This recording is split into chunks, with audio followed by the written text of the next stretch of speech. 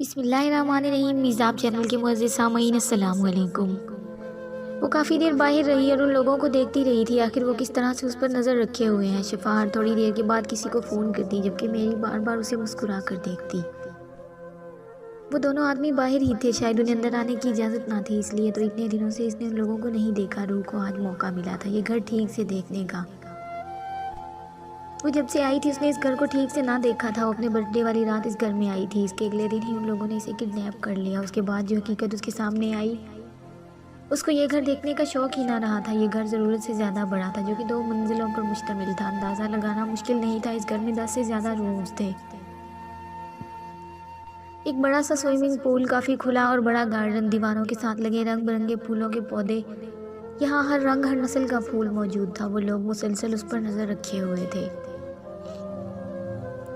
जबकि रूह बेनियाजी से पूरे घर को आराम से देख रही थी। वो घर में वापस आई तो उसकी नज़र उस कमरे पर पड़ी जो अब भी बंद था और उसकी चाबी यानिम के पास थी।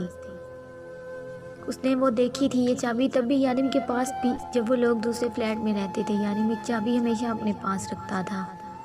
हनीमून पर भी जिस छोटे से चाकू से उसने उस जानवर को मारा था, वो चाबी उसी चाकू के साथ थी। यानिम ने एक बार भी उस कमरे का दरवाज़ा ना खोला था।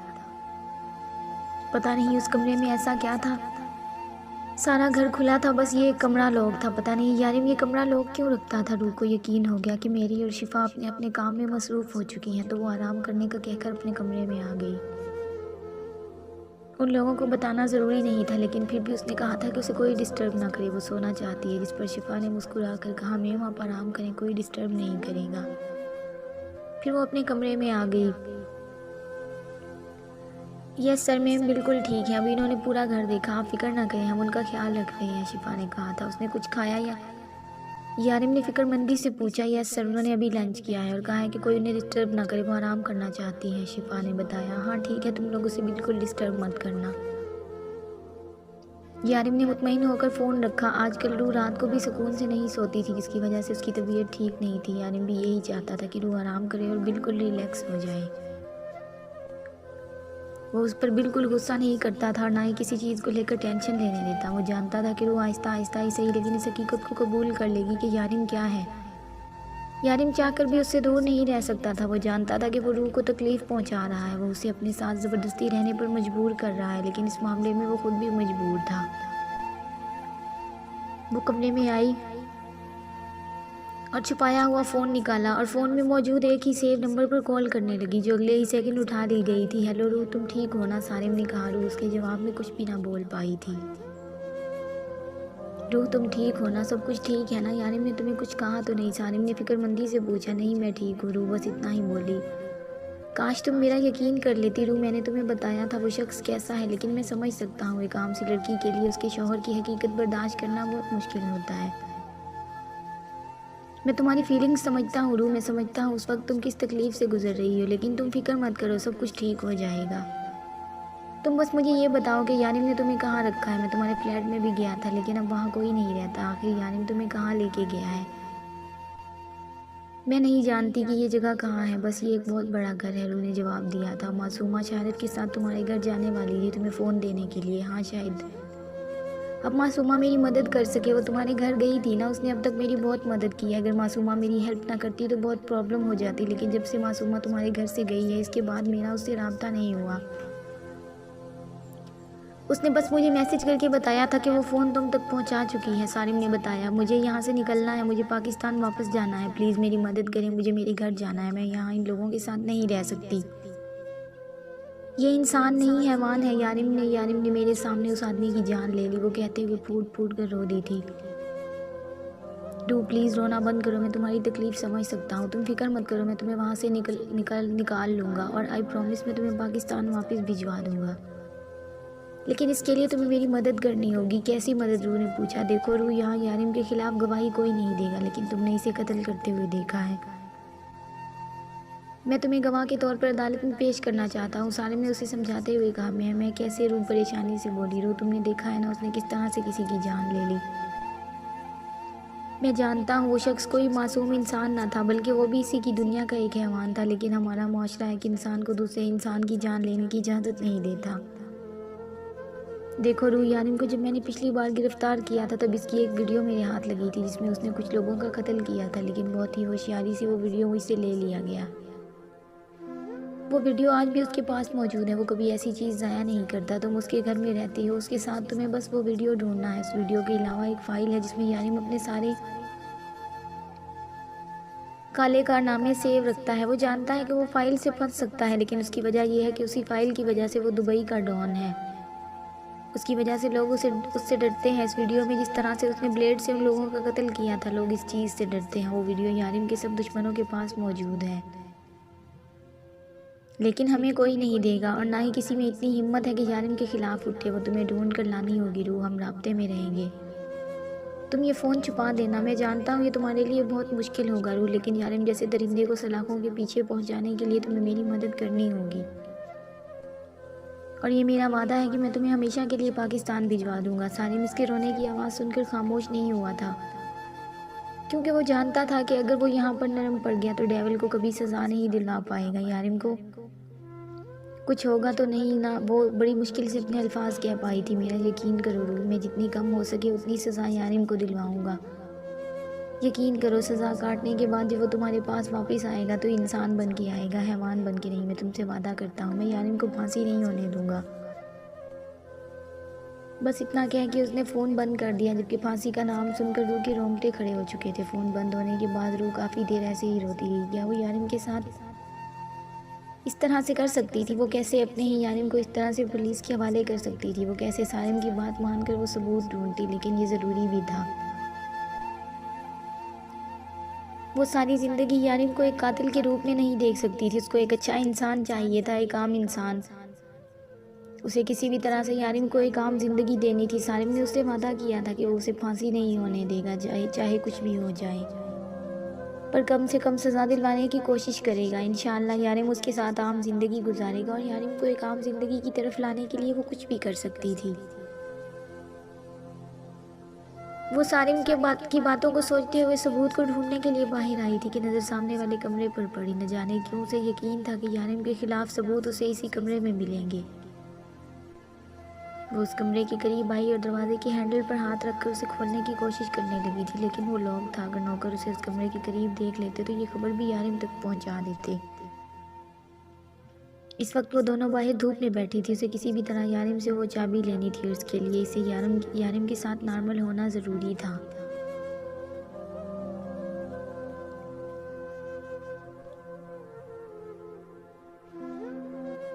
इन लोगों की नज़रों से छुपकर वो वापस अपने कमरे में आ गई। चाबी यारिम के पास थी और उसे किसी भी तरीके से वो चाबी यारिम से निकलवानी थी। सालिम ठीक कहता था, उसके लिए ये काम इतना मुश्किल नहीं है। वो यारिम से आसानी से वो चाबी ले सकती है, लेकिन सालिम ने उसे मना किया था कि वो यारिम को बिल्कुल भी शक ना होने दे। वो ये सोच रही थी कि वो अब यारिम को शक होने बगैर कैसे अपना काम करे, जबकि यारिम तो इसकी सोच तक पढ़ सकता था। जितने दिनों के बाद वो यारिम के घर वापस आने का इंतज़ार कर रही थी, क्योंकि सवाल अब इनके फ्यूचर का था। वो एक कातिल के साथ सारी ज़िंदगी नहीं गुजार सकती थी। उसने किसी भी तरह यारिम को सीधे रास्ते पे लाना था। यारिम घर आया तो उसे बाहर बैठा देखा। वो मुस्कुराता हुआ उसके पास आया था। उसे इस तरह से बाहर अपने इंतज़ार में बैठा देखकर उसे खुशी हुई थी। न जाने उसका इंतज़ार कर रही थी या नहीं, लेकिन बहुत दिनों के बाद उसे इस तरह से देखा था। मेरा प्यारा बेबी, वो उसका माथा चूम कर बोला, जिस पर वो ज़रा सी मुस्कुराई। उसे इस तरह मुस्कुराते हुए देखकर यारिम को कुछ अजीब लगा। यारिम को यकीन था कि वो रूह को अपनी हकीकत के साथ अपने आप को कबूल करने पर मजबूर कर देगा, लेकिन इतनी जल्दी? अब कैसी तबीयत है तुम्हारी? उसके करीब बैठते हुए मज़ीद पूछने लगा था। बहुत बेहतर, वो बहुत थोड़ी सी आवाज़ में बोली थी, लेकिन यारिम के लिए ये भी बहुत था। गुड, तबीयत ठीक है तो चलो कहीं बाहर से होके आते हैं। वैसे भी इतने दिनों से यहाँ बोर हो रही हो, चलो डिनर कहीं बाहर करेंगे और फिर पुरसुकून लॉन्ग ड्राइव पर चलेंगे। उसने उसका हाथ थामते हुए अपने लबों से लगाया और साथ ही उठ खड़ा हुआ था। यारिम, अब बहुत देर हो चुकी है, मेरे ख्याल में हमें अब नहीं निकलना चाहिए, और वैसे भी अभी मेरा कहीं जाने को दिल नहीं कर रहा। रूह ने अपनी तरफ से बहुत एहतियात से कहा था, कहीं उसे शक ना हो जाए, इसीलिए शायद यारिम ने और जोर ना दिया। चलो ठीक है, जैसी मेरी जान की मर्जी। वो मुस्कुराते हुए उठा। आज उसे वापस नॉर्मल देखकर उसे बहुत खुशी हो रही थी। उसके चेहरे से ही रूह अंदाज़ा लगा सकती थी कि वो कितना खुश है। आज तो मैं इस तरह से देखकर वैसे भी फ्रेश हो गया हूँ, लेकिन मैं फिर भी फ्रेश हो के आता हूँ जब तक तुम मेरी से कहोगे वो खाना लगाए। वो उसे हिदायत देता बेडरूम की तरफ चल दिया जब रूह का सारा ध्यान उसके हाथ पे था, जिसमें उसने एक की चैन पकड़ रखा था और उसकी की चैन में वो इकलौती चाबी थी जिसे यारिम हमेशा अपने पास रखता। खाना आरामदेह माहौल में खाया गया। यारिम उसे किसी न किसी बात में लगाए बातें करने की कोशिश कर रहा था, जबकि वो उसकी हर बात का नॉर्मली जवाब देने की कोशिश कर रही थी। बहुत कोशिश के बावजूद भी वो उसके सामने मुस्कुराने में नाकामयाब रही। जब इंसान अंदर से उदास हो तो लोगों पर चाहकर भी मुस्कुराहट नहीं आती। रूह का भी यही हाल था। बेडरूम में आने के बाद भी यारिम काफ़ी देर तक उससे बातें करता रहा था। रूह, मैं बहुत खुश हूँ तुम्हें इस तरह से देखकर। तुम नहीं जानती कि तुमने मुझ पर कितना बड़ा एहसान किया है। तुम्हें पता है तुम्हारा यारिम तुम्हारे बगैर मर जाता। तुमने अपने यारिम को बचा लिया। I love you so much. मैं तुमसे वादा करता हूँ मैं कभी तुम्हारे सामने ये सब कुछ नहीं लाऊंगा। जैसा पहले था सब कुछ वैसा ही रहेगा। तुम सब कुछ भूल जाओ, जो भी हुआ, जो भी तुमने देखा, उन सब चीज़ों को अपने दिमाग से निकाल दो। मैं तुमसे वादा करता हूँ सब कुछ पहले जैसा हो जाएगा। उसका सर अपने सीने पर रखे वो उसे यकीन दिला रहा था, जबकि रूह का ध्यान उसकी बातों पर नहीं, साइड दराज पर रखी उसकी की चेन पर था। वो यारिम के सोने का इंतज़ार कर रही थी। उसके सोने का इंतज़ार करते करते न जाने कब उसकी अपनी आँख लग गई। रात का न जाने कौन सा पहर था जब उसकी आंख खुली। उसने साइड पे देखा जहाँ यारिम था ही नहीं। उसे यकीन था कि यारिम उसे कमरे में, उसके पास यही मौका था सब कुछ देखने का। वो जल्दी से बेड से उठकर कमरे से बाहर निकल आई। उसके अंदाजे के मुताबिक यारिम उसी कमरे में था। उसने कमरे के दरवाजे से छुपकर देखना चाहा। कमरे में उसके अलावा कोई और आदमी भी था, मगर न जाने कौन। उसने इस आदमी को पहले कभी यहाँ नहीं देखा था। शायद यारिम का कोई साथी, उसके गुनाहों में मुलविस कोई इंसान। जबकि यारिम अपने हाथ में ब्लेड पकड़े अपना सर दबा रहा था। तुम तो बाहर आ चुके हो ना शान, अब तुम्हें विक्रम दादा से कोई मतलब नहीं होना चाहिए। वो मेरा मुजरिम है और मेरे पास है। यारिम ने एक नज़र उसे देखते हुए कहा। देखो डेवल, मत भूलो विक्रम दादा के बहुत एहसान है तुम पर। तुम उसके साथ ऐसा कैसे कर सकते हो? वो भी सिर्फ एक लड़की के लिए। वो सिर्फ एक लड़की नहीं है, मेरी बीवी है। वो मेरी मोहब्बत है और इस आदमी ने मेरी बीवी पर गलत नज़र डाली है। वो सारी ज़िंदगी वहीं रहेगा जहाँ यारिम काज़मी उसे रखेगा। तुम्हारे खिलाफ जो सबूत मैंने ढूंढा था वो तुम्हारे हवाले कर चुका हूँ। अगर जीना चाहते हो तो चले जाओ यहाँ से और जाकर विक्रम दादा की कुर्सी पर बैठ जाओ। अगर उसको ढूंढने निकलोगे तो अपनी पहचान भी खो बैठोगे। मत भूलो अगर वो वापस आ गया तो तुम्हारी औकात फिर एक कुत्ते से ज़्यादा ना होगी। मैं तुम्हें एक सल्तनत दे रहा हूँ, बादशाही दे रहा हूँ। गुलामी छोड़ो और हुकूमत करो, लेकिन जालिम काज़मी से गद्दारी करने की गलती मत करना, वरना मैं तुम्हें तड़पा तड़पा के मारूंगा। उसने एक हाथ में पकड़े ब्लेड की तरफ इशारा किया। मैं वो कुर्सी इसलिए दे रहा हूँ ताकि तुम मेरे वफादार रहो। इस कमरे में सिवाय किताबों की और कुछ ना था। जगह जगह फाइल्स थी। ऐसा लग रहा था जैसे ये कोई लाइब्रेरी है। वो यही सोच रही थी कि यहाँ इसे कौन सा सबूत मिलेगा। यहाँ तो किताबों के अलावा कुछ भी ना था। मगर न जाने ये आदमी कौन था। अगर उसे कुछ पता था तो बस इतना कि इसी किडनैप करने वाले भी विक्रम दादा था और वो लोग अभी बैठे वही बातें कर रहे थे, जबकि रूह को इनकी किसी बात की कोई समझ नहीं आ रही थी। वो खामोशी से दबे पाँव जैसे आई थी वैसे ही वापस चली गई। थोड़ी देर के बाद यारिम वापस कमरे में आया, उसके करीब आकर लेट गया। वो बिना आवाज़ किए सोती बनी रही। कल का दिन बर्बाद हो चुका था। वो यारिम से चाबी हासिल न कर पाई। अब सुबह भी यारिम नाश्ता करके जाने लगा था। वो इसे इस तरह से जाने नहीं दे सकती थी। उसे किसी भी तरह से वो चाबी हासिल करनी थी जो इस वक्त यारिम की जैकेट की जेब में थी। यारिम, इसने बहुत हिम्मत करके उसे पुकारा और दरवाजे पर रुककर ज़रा सा मुस्कुराया था। उसके करीब आने का इंतज़ार करने लगा। वो आहिस्ता से चलती उसके करीब आई। यारिम जानता था कि उसने उसे क्यों पुकारा है। मुस्कुराते हुए उसके सामने झुका था। रूह के लिए ये लम्हा बहुत मुश्किल था, लेकिन उसे सारिम के कहे पर अमल करना ज़रूरी था। उसके करीब आई और उसके माथे पर अपने लब रखे और उसे बिल्कुल भी पता चलने दिए बगैर उसकी जैकेट से वो चाबी खींच ली थी।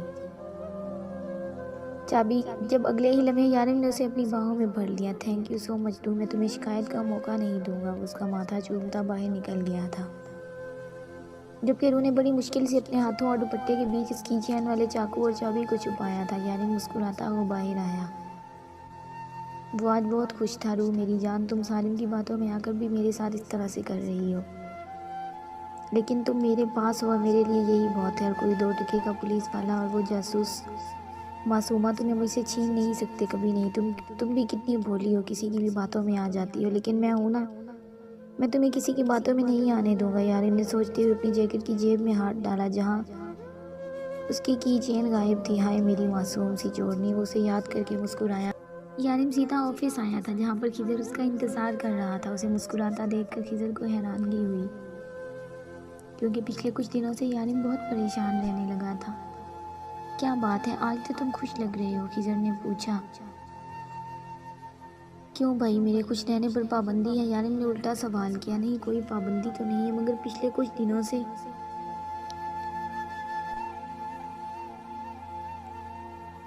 लग रहा था कि वो इंस्पेक्टर मेरी रूह को मुझसे दूर करने की कोशिश कर रहा है, लेकिन उसने तो उल्टा ही कर दिया। वो तो रूह को मेरे पास ला रहा है, यारिम मुस्कुराते हुए बोला। मतलब तुम्हें उसके प्लान के बारे में पता चल गया? क्या प्लान किया उसने? खिजर ने पूछा। इसका प्लान है कि वो रूह को मेरे करीब करके मेरे खिलाफ सारे सबूत रूह के जरिए हासिल करेगा, यारिम ने मुस्कुराते हुए बताया। आज काफ़ी दिनों के बाद उसके डिम्पल्स आबोताब से चमक रहे थे, मतलब कि रूह उसका साथ दे रही है। खिजर को बुरा लगा था।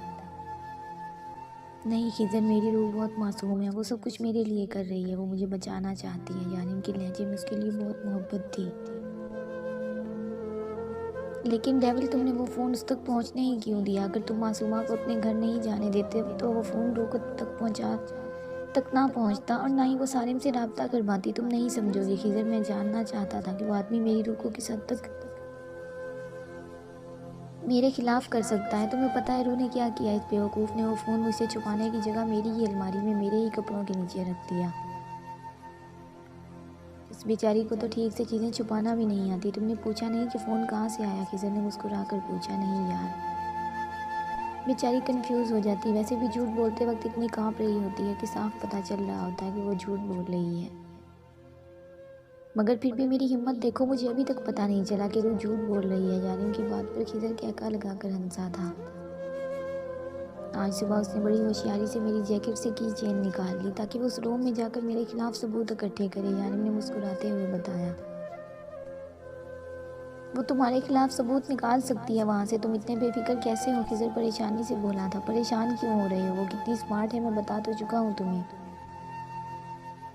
लगता है कि वहाँ से वो कुछ नहीं निकाल पाएगी। फ़र्ज़ करो सब कुछ उसकी नज़रों के सामने भी होगा, तब भी वो उसे कुछ नहीं ले पाएगी, यारिम ने बेफिक्री से बताया। तुम इस बात को मजाक में ले रहे हो, जबकि सच तो ये है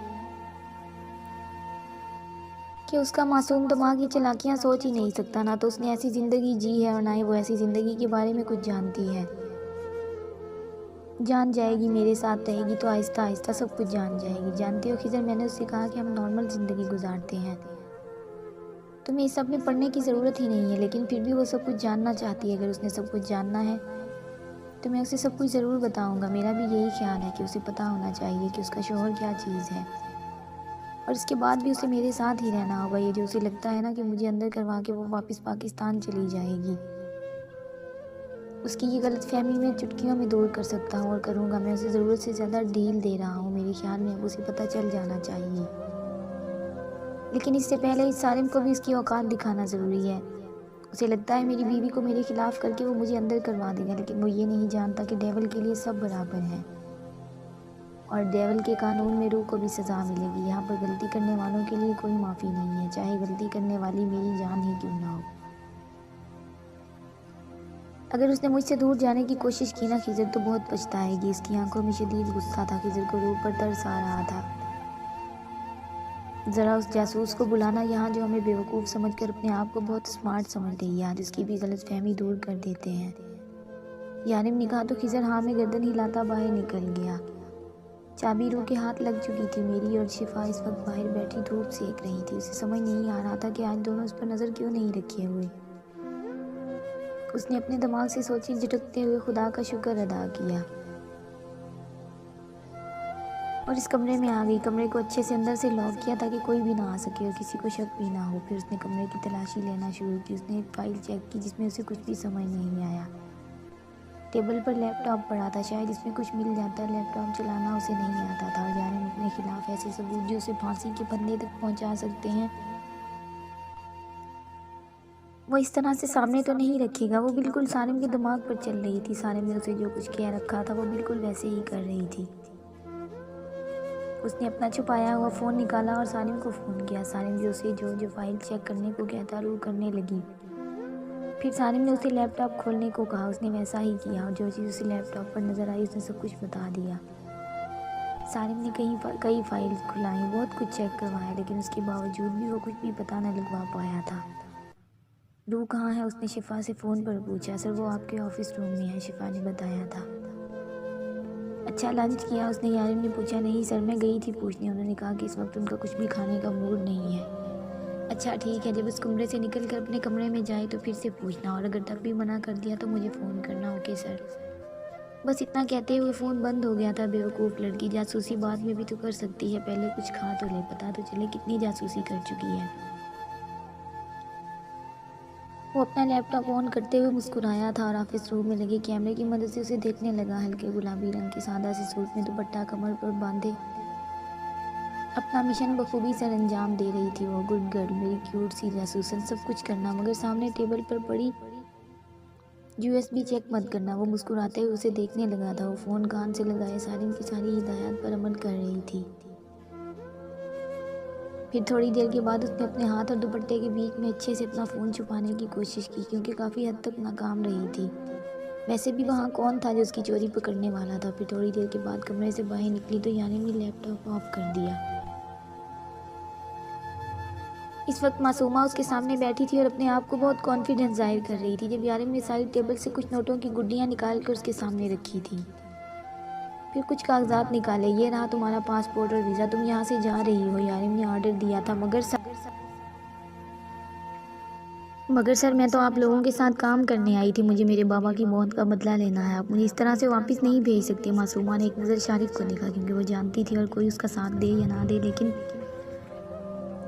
शारिफ ज़रूर उसका साथ देगा। मुझे भी यही लग रहा है कि मासूमा तुम अपने बाप की मौत का बदला लेने आई हो और हमारे साथ अच्छा टीम वर्क करोगी। खिज़र ने बोलना शुरू किया। लेकिन मुझे अफसोस है कि तुम हमारे साथ काम करने की जगह हमारी जासूसी कर रही हो, वो भी इस पुलिस वाले के लिए। मासूमा ने कुछ कहना चाहा, लेकिन फिर एक नज़र शारिफ की तरफ देखा जो इनसे बेनियाज अपने मोबाइल पर लगा था। तुम जानती हो हम तुमसे इतनी नरमी से क्यों पेश आ रहे हैं, क्योंकि तुम सिद्दीक की बेटी हो और वो हमारा बहुत अहम आदमी था, लेकिन अब वो हमारे बीच नहीं है।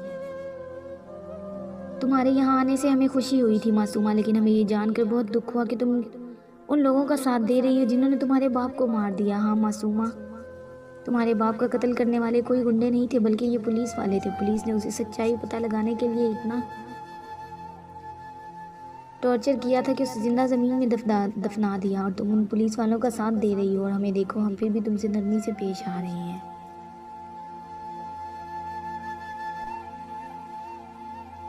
खिज़र ने एक एक लफ्ज़ चबा चबा कर कहा था,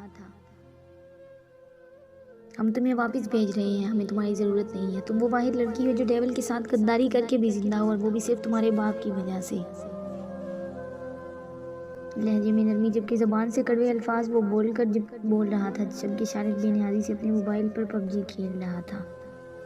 बार बार शारिफ की तरफ मत देखो मासूमा, वो सब कुछ जानता है। लैला जो कब से उसे शारिफ की तरफ देखता नोट कर रही थी, मुस्कुराते हुए बोली,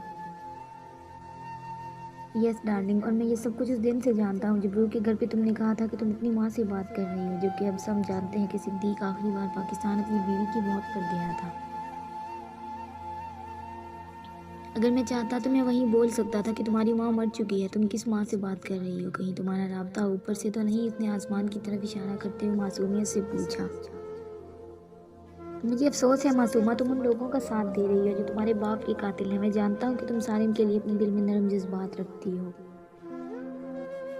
लेकिन तुम शायद ये नहीं जानती कि सारिम अपनी बीवी से बेइंतहा मोहब्बत करता है, और तुम्हारे लिए तो वो उसे कभी नहीं छोड़ेगा। इस सारी गुफ्तगू के दौरान यारिम पहली बार बोला था। वो उसे भगा कर लाया था अपने साथ, उसके पूरे ख़ानदान से दुश्मनी मोल लेकर उसने शादी की थी। उसके साथ उर्वा उसके दूसरे बच्चे की माँ बनने जा रही है, और तुम्हें लगता है कि वो अपनी बीवी बच्चे को छोड़कर तुमसे शादी करेगा। वो तुम्हें बेवकूफ़ बना रहा है। अफसोस कि तुम बन रही हो। ये तुम्हारा टिकट, पासपोर्ट और वीज़ा है, तुम यहाँ से जा सकती हो हमेशा के लिए। तुम्हें जब भी रकम की ज़रूरत हो तुम हमसे रब्ता कर सकती हो। जहाँ तक सिद्दीक के कातिलों का सवाल है, तो वो तुमसे तो ज़्यादा हमारा मामला है, हम खुद हल कर लेंगे, अब तुम जा सकती हो। लैला, उसे यहाँ से भेजने में तुम इसकी मदद करोगी और उसे बाहिफाजत पाकिस्तान पहुँचाओगी, इसने लैला को देखते हुए कहा। ओके बॉस, लैला ने मुस्कुराते हुए कहा था और उसे लेकर बाहर चली गई, जबकि अब यारिम और खिजर दोनों शारिफ को बहुत सीरियस नज़रों से देख रहे थे। जिसने अपनी गेम में मगन एक नज़र उठाकर इन दोनों को देखा। मुझे इस तरह से मत देखो, मैं बिल्कुल ठीक हूँ, उसने मुस्कुराते हुए कहा। लेकिन इन दोनों ने उसे घूरना ना छोड़ा। हाँ यार, मैं कुछ ज़्यादा सीरियस हो गया था, लेकिन अब मैं ठीक हूँ, शारिफ ने यकीन दिलाना चाहा था। लेकिन उन दोनों ने घूरना ना छोड़ा। ओके फाइन, मुझे बुरा लग रहा है, उसने ऐसा क्यों किया, वो भी इस कमीने इंस्पेक्टर के लिए। यार वो कमीना इंस्पेक्टर मुझसे ज़्यादा हैंडसम तो नहीं है, वो उदासी से बोला था। आज रात पार्टी करते हैं, शारिफ की बेरकम पार्टी, खिजर ने मुस्कुराते हुए प्लान बनाया। हाँ मुझे उसकी ज़रूरत है, शारिफ मस्कीन सूरत बनाकर बोला था। जारी है दोस्तों को वीडियो पसंद आए तो इसे लाइक और अपने दोस्तों के साथ शेयर लाजमी करें। और अगर आप मेरे चैनल पर नए हैं तो चैनल को सब्सक्राइब करें और साथ लगे घंटी के बटन को ज़रूर दबाएं, ताकि हर नई वीडियो का नोटिफिकेशन आप दोस्तों तक सबसे पहले पहुंच सके। मिलते हैं नेक्स्ट एपिसोड में, तब तक के लिए अपना ख्याल रखें और दुआओं में याद रखें। अल्लाह हाफिज़।